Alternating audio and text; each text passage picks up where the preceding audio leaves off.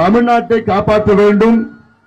அது மட்டுமல்ல, இந்த மாவட்டத்திலே மிகப்பெரிய ஒரு ஊழல்வாதி, ஊழல் பெருச்சாளி, ஊழலுக்கு பெற்று போனவர், இந்த மாவட்டத்தை ஆக்கிரமிப்பு செய்து இந்த மக்கள் எல்லாம் கொடுமை செய்து நமக்கு சோறு போடுகின்ற கடவுள் விவசாயிகளை குண்டர் சட்டத்தில் அடைத்திருந்த இந்த ஏவா வேலு அவர்கள் தோல்வியடைய வேண்டும். திமுக தோல்வியடைய வேண்டும். அதற்கு அக்ரி கிருஷ்ணமூர்த்தி கலசப்பாக்கத்திலே வெற்றி பெற்றாக வேண்டும். இரட்டை இலை சின்னத்திலே வாக்களிக்கிறார். இங்கே வரைய தந்திருக்கின்ற பெண்களுக்கு நான் கேட்கின்றேன். பெற்றோர்கள், பெண்கள், என்னுடைய சகோதரிகள், கடந்த 5 ஆண்டு காலம் திமுக ஆட்சியில் இதுவரை 7700 கொலைகள் நடைபெற்றது. ஒரு நாளைக்கு 5 கொலை. இந்த 5 ஆண்டு காலத்தில் 62,000 குழந்தைகளுக்கு எதிரான குற்றங்கள். ஒரு நாளைக்கு 35 குழந்தைகளுக்கு மேல குற்றம் நடக்குது தமிழ்நாட்டில். கிருஷ்ணகிரி மாவட்டத்தில் கடந்த மாதம் திமுகவுடைய மாவட்ட நிர்வாகி 2.5 வயசு குழந்தைய பாலியல் வன்கொடுமை செஞ்சு, பாலியல் வன்கொடுமை தெரியல, கெடுத்து கொலை செஞ்சிருக்கிறான். அந்த படுபாவி மனித மிருகம். 6 மாதத்திற்கு முன்பு கும்மிடிப்பூண்டி பக்கத்தில் இருக்கின்ற ஆரப்பார் என்ற கிராமத்தில் 8 வயசு குழந்தை பள்ளிக்கூடம் போயிட்டு வீட்டுக்கு போற குழந்தைய ஒரு படுபாவி கஞ்சா போட்டுவிட்டு போதையில அந்த குழந்தையை கெடுத்துட்டான். அதே போன்று மதுராந்தகத்தில் 14 வயசு குழந்தைய கஞ்சா போட்டுட்டு தண்ணி அடிச்சு 2 பேரு அந்த குழந்தைய கெடுத்துட்டான். அதே போன்று கோயம்புத்தூர் விமான நிலையம் பக்கத்தில் கஞ்சா போதையில 4 பேர் சேர்ந்து ஒரு பெண்ணை கெடுத்துட்டா, பாலியல் வன்கொடுமை செஞ்சான்.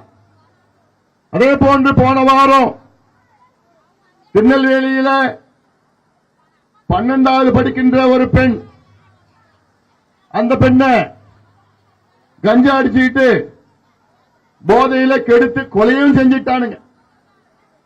இதெல்லாம் நீங்க சிந்திக்க வேண்டும். தமிழ்நாடுனா எப்படி இருந்த ஒரு மாநிலம், எப்படி அமைதியா இருந்தது, பெண்களுக்கு பாதுகாப்பா இருந்தது. நம்முடைய முன்னாள் முதலமைச்சர் புரட்சி தலைவி ஜெயலலிதா அம்மையார் அவர்கள் தலைமையில், இதற்கு முன்பு முன்னாள் முதலமைச்சர் எடப்பாடி பழனிசாமி அவர்கள் தலைமையில் அமைதியா இருந்த தமிழ்நாடு இன்னைக்கு ஸ்டாலின் அவர்கள் தலைமையில் சின்ன பின்னமாக்கி நம் வீட்டு பிள்ளைகள், பெண் பிள்ளைகள், பெண்கள், குழந்தைகளை கொடூரமான முறையிலே கொலை செய்கின்ற ஒரு தமிழ்நாடாக மாறியிருக்கிறது. அதற்கு ஒரே காரணம் இந்த கேடுகட்ட திமுக, கையாலாகாத திமுக, திறமை இல்லாத, தகுதி இல்லாத, நேர்மை இல்லாத ஒரு திமுக. அதுக்காகத்தான் நான் கேட்கிறேன், இங்க இருக்கின்ற தாய்மார்கள் காலில் நான் பாதம் தொட்டு நான் கேட்கிறேம்மா, தமிழ்நாட்டுல பெண்களை பாதுகாக்கணும் உங்க கையில தான் இருக்குது. தமிழ்நாட்டுடைய பெண் பிள்ளைகளை பாதுகாக்கணும் உங்க கையில தான் இருக்குது. தமிழ்நாட்டுடைய இளைஞர்களை பாதுகாக்கணும்னா உங்க கையில தான் இருக்குது. அதற்கு அக்ரி கிருஷ்ணமூர்த்தி இந்த தொகுதியில வெற்றி பெறணும். இதே எடப்பாடி பழனிசாமி அவர்கள் முதலமைச்சராக இந்த நேரத்தில் கிராமத்தில் படிக்கின்ற ஏழைகள், அரசு பள்ளிக்கூடத்தில் படிக்கின்ற ஏழை மாணவர்கள், அவர்களுக்கு 7.5 விழுக்காடு இடஒதுக்கீட்டை வழங்கினார் எடப்பாடி பழனிசாமி அவர்கள். இதே எடப்பாடி பழனிசாமி அவர்கள் கடந்த ஆட்சி காலத்தில் வன்னியர்களுக்கு 10.5 விழுக்காடு இடஒதுக்கீட்டை வழங்கினார். அதை கெடுத்தது மு.க. ஸ்டாலின். இந்த திருட்டு திமுக கொடுத்தது எடப்பாடி பழனிசாமி அவர்கள், கெடுத்தது திமுக ஸ்டாலின் அவர்கள். கொடுத்தது யாரு, கெடுத்தது யாரு? கொடுத்தது யாரு? எடப்பாடி பழனிசாமி அவர்கள். கெடுத்தது ஸ்டாலின் அவர்கள். எவ்வளவு பெரிய ஒரு துரோகி ஸ்டாலின் அவர்கள், எவ்வளவு பெரிய ஒரு துரோகம் செஞ்சிருக்கிறது திமுக. நீங்க எல்லாம் மறக்க கூடாது, மன்னிக்க கூடாது, மறக்க கூடாது. இது சமூக நீதி பிரச்சனை, இது ஜாதி பிரச்சனை கிடையாது. சமூக நீதி பிரச்சனை.